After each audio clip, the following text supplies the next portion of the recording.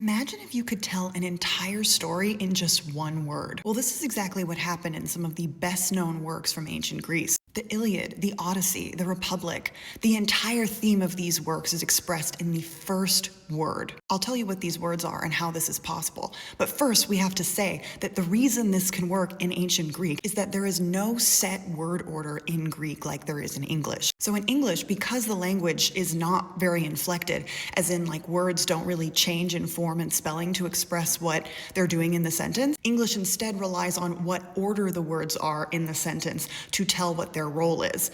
So English goes subject, verb, object. And of course, if you want to be like really syntactically creative, you can kind of mess around with this, or it happens in poetry. But in general, English is subject, verb, object. And word order is how information is conveyed in the sentence. In Greek, this is not the case at all. Greek is a heavily inflected language, which means that words have different morphology, and the speaker or reader will understand what role the words play in the sentence based on their form, based on how they're spelled.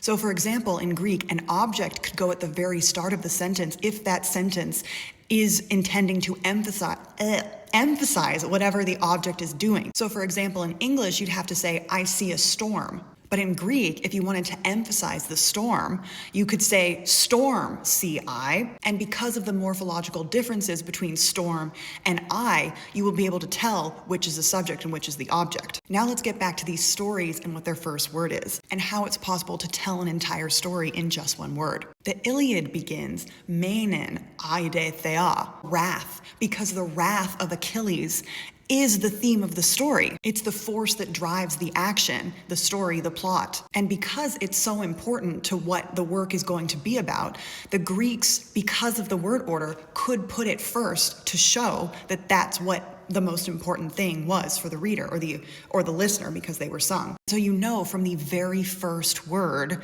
what the theme of the work is. And like obviously I do exaggerate a little bit because there's more in the Iliad than just rage. But fundamentally, the thematic information of the first word is crucial in Greek. Similarly, the Odyssey, andrami enepe, man to me tell.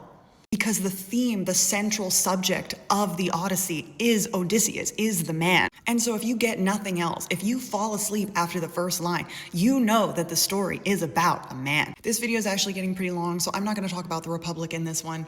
But that's really, really cool. So ask me to, and I will. I'll probably do it even if you don't ask me to. So follow to come back for that, and we can talk more about the philosophy of language.